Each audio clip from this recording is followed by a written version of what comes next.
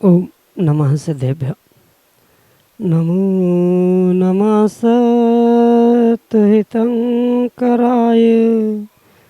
वीराय भव्याम्बुजभास्कराय अनंतलोकाय सुरार्चिताय देवादिदेवाय नमो जिनाय देवादिदेवाय नमो जिनाय। पंच परमेष्टि भगवान की, वर्तमान शासन नायक तीर्थंकर भगवंत महावीर स्वामी की, परम पूज्य आचार्य भगवंत गुरुवर विशुद्ध सागर जी मुनि महाराज की, परम पूज्य मुनि श्री सुप्रभ सागर जी महाराज की। ये ऐसा क्यों, क्या, कब और कहाँ, ऐसे अनेक विकल्पों के साथ इस भौतिकता की चकाचौंध में जन्म लेता व्यक्ति और इन प्रश्नों के, इन विकल्पों के समाधान खोजते खोजते ही अपने जीवन को पूर्ण कर लेता है। लेकिन उसे कब, कहाँ, क्यों, कैसे, इन प्रश्नों का, इन विकल्पों का समाधान प्राप्त नहीं हो पाता और विकल्पों के साथ जन्मता व्यक्ति विकल्पों के साथ ही अपने जीवन का अंत करता है। लेकिन वे पुण्यात्मा होते हैं जो अपने विकल्प को समीचीनता प्रदान करते हुए किसी निर्ग्रंथ गुरु तक पहुंचाने का पुरुषार्थ करते हैं। और उसमें भी जब पुण्यानुबंधी पुण्य का तीव्र उदय होता है, तब कहीं हमें किसी निर्ग्रंथ गुरु से अपने ही मन के विकल्पों का सम्यक रूप से समाधान प्राप्त होता है। तो परम पूज्य आचार्य भगवंत गुरुवर विशुद्ध सागर जी महाराज के मंगल सुभाषित से, उन्हीं के सुयोग से परम पूज्य मुनि श्री सुप्रभ सागर जी महाराज द्वारा आपको आत्मकल्याण की, आपके मन के विकल्पों के समाधान के लिए वह सम्यक समाधान रूपी अनूठी विधा प्रदान की गई है, जिसके माध्यम से आप अपने मन के विकल्प को समीचीनता प्रदान करते हुए उसे परम पूज्य मुनि श्री तक प्रेषित करने का पुरुषार्थ करें और सब आगम के परिप्रेक्ष्य में उसका सम्यक समाधान प्राप्त करके आत्मकल्याण की ओर अग्रसर हों। क्योंकि विकल्पों में जीना अच्छा नहीं है और उन विकल्पों से निर्विकल्पता को प्राप्त करना ही एक मनुष्य का, एक जीव मात्र का यह संकल्प हुआ करता है। ऐसे आत्मकल्याण की अनूठी विधा से आप भी जुड़ें और अपने समीचीन विकल्प को भेज करके परम पूज्य मुनि श्री से उसका सम्यक समाधान प्राप्त करें। प्रारंभ करते हैं आज का सम्यक समाधान। और आज के पहले विकल्प के लिए राजेश जैन रागी, पत्रकार, बक्सवाहा, मंत्री, सिद्ध क्षेत्र, नैनागिर, महाराज श्री के श्री चरणों में कोटि कोटि नमोस्तु निवेदित करते हुए अपना समीचीन प्रश्न रख रहे हैं कि महाराज जी, आज जैन कुलाचारों में भारी गिरावट देखी जा रही है, तो इसको कैसे बचाया जा सकता है। हमारे समीचीन विकल्प का सम्यक समाधान करते हुए हमारा मार्गदर्शन करने की अनुकंपा करें। नमोस्तु महाराज जी, नमोस्तु। ओम नमः सिद्धम। परम पूज्य आचार्य भगवान गुरुवर विशुद्ध सागर जी महाराज की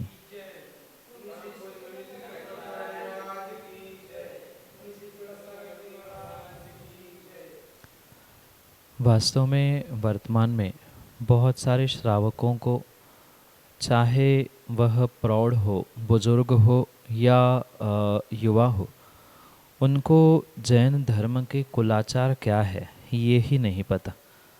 जहाँ कुलाचार का ही बोध नहीं है, वहाँ कुलाचार के गिरावट की बात समझना या उसमें सुधार होना, इस पर चर्चा करना किसी प्रकार से कोई संभव नहीं। सबसे पहले तो जो श्रावकों को जैन धर्म का, जैन कुल का जो कुलाचार है, पानी छान कर पीना, रात्रि भोजन नहीं करना, अभक्ष्य का त्याग, 8 मूल गुणों को धारण करना आदि रूप, अगर इसका बोध ही नहीं है तो किस प्रकार से उसमें होती हुई गिरावट को रोका जा सकता है। ये वर्तमान में बहुत आवश्यक है कि जितने भी श्रावक हैं, और मैं तो कहता हूँ विशेष करके जो बुजुर्ग हैं, उनके पास भी ये कुलाचार देखने में नहीं आ रहा है। नवयुवाओं के विषय में तो कहना ही क्या, भौतिकता की चकाचौंध के पीछे जो आज बॉटल का पानी पीना हो या कहीं होटल ढाबे या ठेलों पर अभक्ष्य का सेवन करना हो आदि जो विडंबनाएं दिख रही है, जो विडंबनाएं कहे, वह वास्तव में कम ही है। इसलिए ये सबसे पहले ध्यान रखें कि सभी समाज के और सभी श्रावकों के परिवारों में ये कुलाचार क्या है, कुलाचार क्या होता है और किस कारण से ये कुलाचार आवश्यक कहा है, ये सभी को समझने की और समझाने की परम आवश्यकता है। तभी जाकर ये कुलाचारों को लेकर जो गिरावट कह दो या कुलाचारों का अभाव देखने में आ रहा है, ये समस्या सुलझ सकती है, अन्यथा सुलझने वाली नहीं है। क्योंकि जब तक आने वाली पीढ़ी को दिखाया नहीं जाएगा करके कि कुलाचार क्या होते हैं, किस लिए इसका पालन किया जाता है, तब तक आने वाली पीढ़ी इस कुलाचार को स्वीकार नहीं कर सकती। जैसे वर्तमान में भौतिकता, पाश्चात्य संस्कृति का एक हैमरिंग प्रतिदिन टीवी, मोबाइल आदि के माध्यम से चल रहा है, और उसके कारण से जो उनके दिलो दिमाग में वह भौतिकता और जो एक स्टैंडर्ड लेवल बनाने के लिए, एक स्टेटस बनाने के लिए किए जाने वाले कार्य देखने में आ रहे हैं, वह वास्तविकता में उस हैमरिंग के कारण से हो रहा है। और उसी प्रकार से जब तक आप अपने जैन धर्म के कुलाचारों का हैमरिंग अपने युवाओं पर, अपनी आने वाली पीढ़ी पर नहीं करेंगे, और मात्र युवा और आने वाली पीढ़ी नहीं अपितु जो बुजुर्ग है, वयोवृद्ध है, उनके प्रति भी इसकी हैमरिंग की आवश्यकता है। क्योंकि कई सारे स्थानों पर हमने 60-60, 70, 80-80 साल के दादा दादियों को भी रात में होटल में पार्टी मनाते हुए देखा है। बहुत सारे विपरीत तर्कों के माध्यम से छने पाने की क्या आवश्यकता है आदि बातें करते हुए भी सुना है। इसलिए ये क्यों आवश्यक है, और इसके अभाव में हम जैन कुल में आने पर भी जैन या श्रावक नहीं कहलाते, ये भी उनको समझाने की आवश्यकता है। इनके माध्यम से मतलब रात्रि भोजन से कितना दोष लगता है, कितनी हिंसा होती है, अनछने पानी में कितने जीव होते हैं, साथ में अभक्ष्य में कितनी हिंसा होती है, ये सभी उनको समझाने की आवश्यकता है। वर्तमान की पीढ़ी पूर्ण रूप से तर्क लॉजिक से जीने वाली है, और उनको इन आगम प्रमाणों से नहीं अपितु उनको प्रैक्टिकल करते हुए लॉजिक के से माध्यम से, तर्कों के माध्यम से और वर्तमान के जो वैज्ञानिक दृष्टिकोण हैं उनके माध्यम से समझाने की आवश्यकता है, जिसका प्रयास कुछ दिन पहले से उस जेनेस्टिक साइंस कक्षा के माध्यम से हमने प्रारंभ किया है, जहाँ छने पानी में और अनछने पानी में जीवों को दिखाते हुए समझाने का प्रयास किया है कि कितने सूक्ष्म सूक्ष्म जीव उन एक पानी की बूंद में हुआ करते हैं। आलू प्याज जैसे अभक्षों में कितने छोटे छोटे जीव होते हैं, ये उनको प्रैक्टिकल दिखाने की आवश्यकता है, जिसके माध्यम से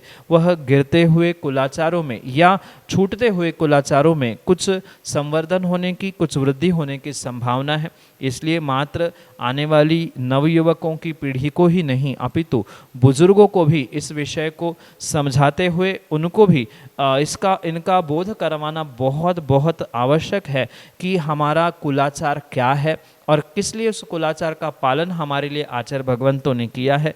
ना करने से हिंसा, और हिंसा का क्या फल किस प्रकार से उन श्रावकों को मिलने वाला है, ये तर्क से, प्रमाणों से उन्हें पुनः पुनः समझाने का पुरुषार्थ करना होगा, तभी कुछ इस विषय में सॉल्यूशन निकल सकता है।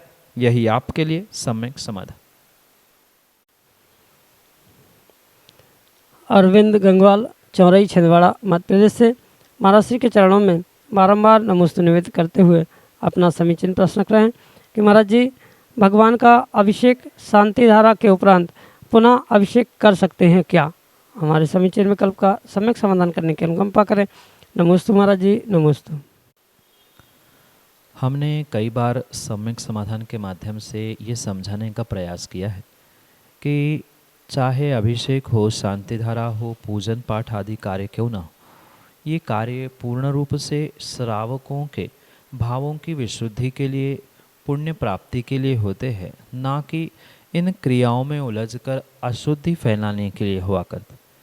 और भावों की विशुद्धि जिस क्रिया से, जिस प्रकार से करने से श्रावक प्राप्त कर रहा है, वह कार्य उसको अपने विवेक पूर्वक करने की आवश्यकता है। रही बात अभिषेक शांति धारा के बाद में, पहले इस विषय को लेकर कई सारे स्थानों पर ओहापोह है। बिल्कुल हमने तो अपने आँखों से देखा है कि अभिषेक अगर कोई व्यक्ति, कोई श्रावक देर से लेट पहुंचता है और शांति धारा हो चुकी है और उसने हाथ में कलश लेकर भगवान पर ढालना प्रारंभ किया या पहुंच गया, तो वही लड़ाई झगड़े भी हमने देखे हैं। मतलब इतनी लड़ाई होती है कि मंदिर में ही श्री जी विराजमान हैं पांडुक शिला पर, मूल नायक के सामने ही, वहाँ खींचातानी, लड़ाई झगड़े आदि देखने में आते हैं। तो ये किसी प्रकार से अभिषेक शांति धारा करने का उद्देश्य, अभिप्राय नहीं है। हाँ, क्रियाओं का क्रम होता है, क्रम से करनी चाहिए, पर माना कि किन्हीं कारणों से कोई व्यक्ति विलंब से आ रहा है, विलंब से आया है, कुछ ऐसा अपरिहार्य कारण घटित हुआ है जिस कारण से वह समय पे नहीं पहुंचा, तो क्या शांति धारा के उपरांत अभिषेक करने से श्री जी थाली से उठकर वेदी पर विराजमान हो जाएंगे, या श्री जी नाराज होकर कल मेरा अभिषेक नहीं करना, या उस करने वाले श्रावक को श्राप देंगे?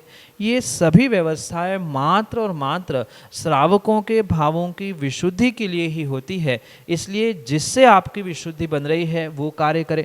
पर इसका मतलब ये भी नहीं है कि आप किसी मंदिर, किसी स्थान की व्यवस्था को बिगाड़ने का प्रयास करें। वहाँ की जैसी व्यवस्था है उस व्यवस्था के अनुसार ही आपको पुरुषार्थ करना होगा। पर अगर आप आगम की बात कहो तो आगम के परिप्रेक्ष्य में शांति धारा के उपरांत अभिषेक करने में कोई भी पाप नहीं है, कोई भी दोष नहीं है। ये भावों की विशुद्धि के लिए किए जाने वाले कार्य है। और कई सारे तो अभिषेक पाठ में आचार्य भगवंतों ने शांति धारा के उपरांत पूर्ण कलशाभिषेक लिखा है। तो जब वो अभिषेक पाठ की अपेक्षा से समझे तो वहाँ तो शांति धारा के बाद अभिषेक पाठ लिखा है, तो वहाँ पूर्ण कलश होगा, वहाँ जलधाराएं होगी, कहीं सुगंधित जल होता है, कहीं पूर्ण कलश होता है। तो अगर हम आगम की परिप्रेक्ष्य में समझे तो मैं पुनः कह दूं, किसी भी प्रकार से इसमें कोई भी दोष नहीं है अभिषेक के उपरांत शांति धारा करने में। पर ये पुनः ध्यान रखें कि अगर किसी मंदिर, किसी वेदी की व्यवस्था है कि इतने बजे अभिषेक, इतने बजे शांति धारा हो रही है, तो उस व्यवस्थाओं को भंग करते हुए, जानकर विरोध करने के लिए या उपद्रव मचाने के लिए, संक्लेश उत्पन्न करने के लिए कभी पुरुषार्थ ना करें। हाँ, किन्हीं कारणों से कभी कभार विलंब से कोई व्यक्ति पहुंच रहा है तो उसने किया, तो उसमें कोई दोष नहीं है। उससे रोका टोकी करना, उस कारण से संक्लिष्टता करना, ये किसी प्रकार से उचित नहीं है। इसलिए ये आगम की व्यवस्था और प्रैक्टिकल व्यवस्था, क्षेत्रीय परंपरा, इनका तालमेल बनाकर ही पुरुषार्थ करने की आवश्यकता है।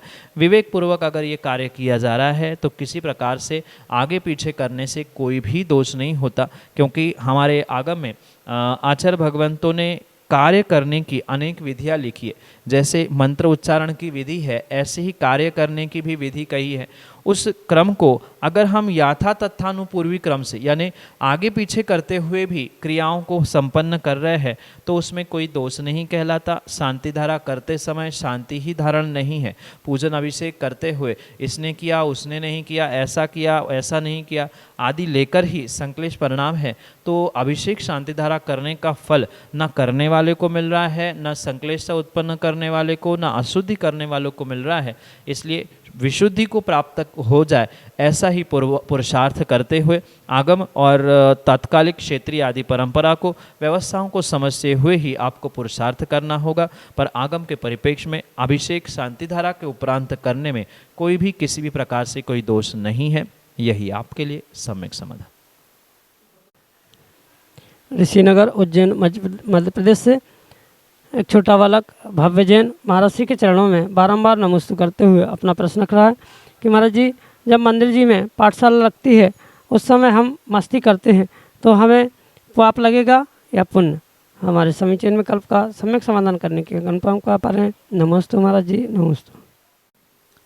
बेटा, पाठशाला का उद्देश्य मात्र मस्ती उधम करना नहीं है। अपितु वहाँ पहुंचकर कुछ अच्छा ज्ञान, कुछ अच्छे संस्कार, कुछ अच्छी बातों को ग्रहण करना, ये उसका मुख्य उद्देश्य हुआ करता है।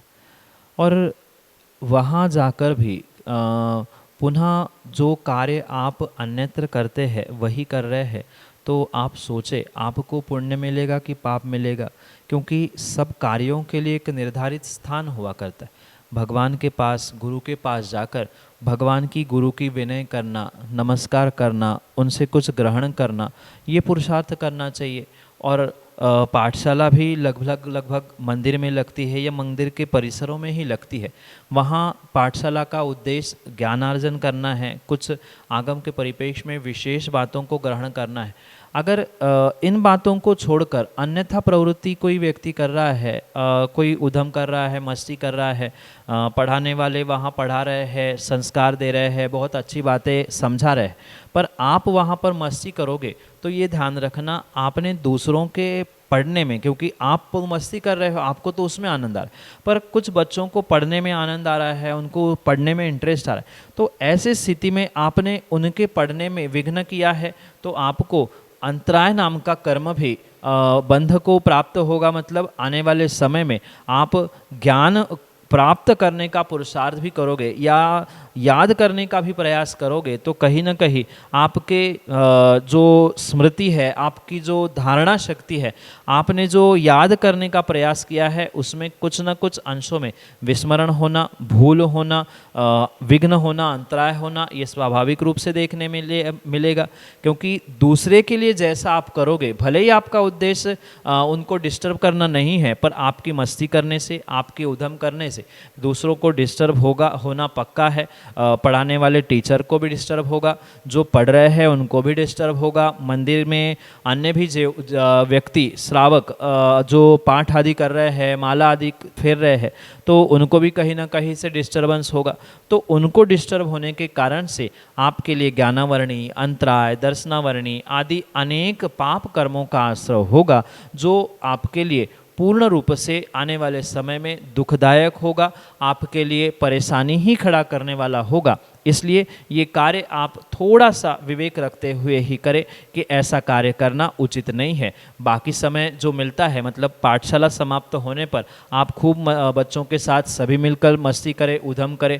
पाठशाला में कभी गेम आदि खिलवा रहे हैं, मस्ती चल रही है, तो सब मिलके करें, उसमें दोष नहीं है। पर जब जहाँ पढ़ाई हो रही है, तो पढ़ाई के उद्देश्य से हम पहुँचे हैं, तो वहाँ पढ़ाई ही पहले करें, और पाठशाला के उपरांत या पाठशाला के पहले सब मिलकर पुनः खेल, हंसी मजाक आदि करें, उसमें कोई दोष नहीं है। यही आपके लिए सम्यक समाधान।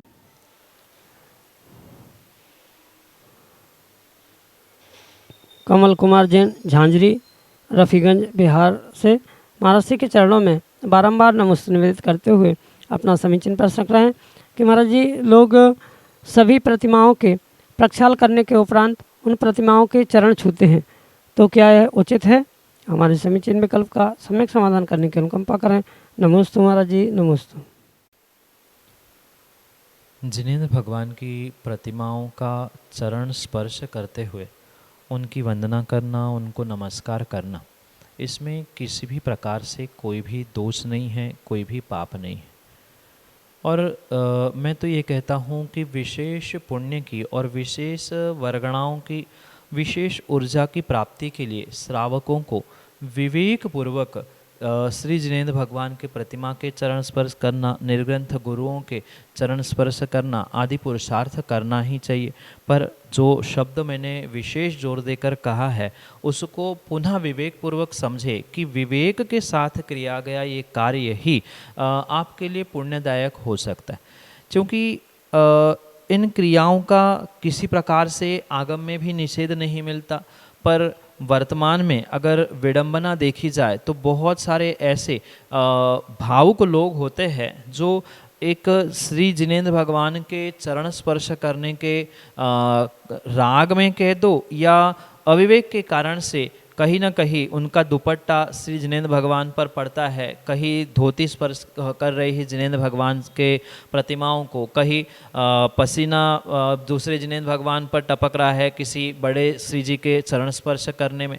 तो ये अगर विवेक पूर्वक कार्य किए जा रहे हैं तो उसमें किसी प्रकार से कोई दोष नहीं है। और ये भी बात आप ध्यान रखें कि अभिषेक के बाद चरण स्पर्श नहीं करना चाहिए, ऐसा नियम, ऐसा कायदा भी कहीं नहीं बनता है। क्योंकि जब श्रावक शुद्धि में पहुँचे तब अपने विवेक के साथ श्री जिनेंद्र भगवान के, श्री गुरु के चरण स्पर्श करे, इसमें किसी प्रकार से कोई आपत्ति नहीं है। फिर अगर ऐसा है तो मुनिराज के भी एक बार सुबह किसी व्यक्ति ने पाद प्रक्षालन कर ली तो उसके बाद क्या आप उनके चरण स्पर्श नहीं कर सकते क्या? फिर जिनेंद्र भगवान के अभिषेक के बाद किसी को चरण स्पर्श करने में किस कारण से मना किया जा रहा है, ये मुझे समझ में नहीं आता।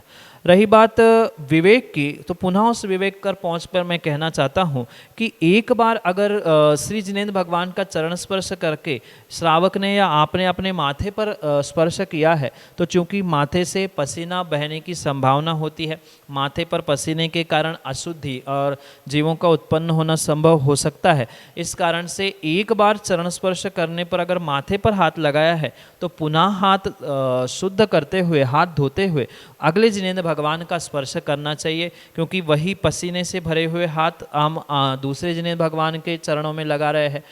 ये भी कोई बात नहीं बनती कि एक जिनेंद्र भगवान से स्पर्शित हाथ दूसरे जिनेंद्र भगवान को हम नहीं लगा सकते।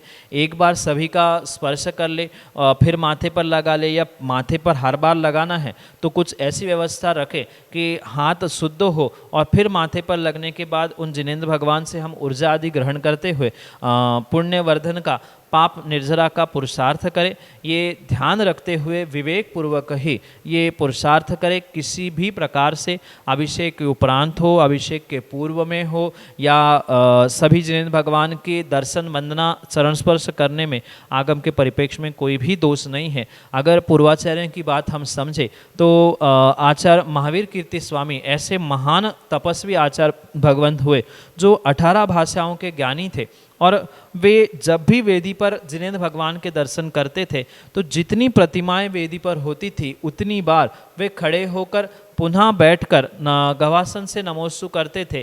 तो ये सर्वोत्कृष्ट विधि है, पर उतनी नहीं सही। पर भगवान के विवेक पूर्वक शुद्धि के साथ चरण स्पर्श करते हुए दर्शन करना, इसमें कोई भी दोष नहीं है, चाहे अभिषेक के पूर्व में हो चाहे अभिषेक के बाद में हो। पर ये विवेक ध्यान रखे कि हमारा पसीना या हमारी कोई अशुद्ध परमाणु भगवान के प्रतिमा से स्पर्शित ना हो। हमारा वस्त्रों की शुद्धि, हमारी विवेक से मन की शुद्धि, सभी की शुद्धि के साथ ये पुरुषार्थ करें।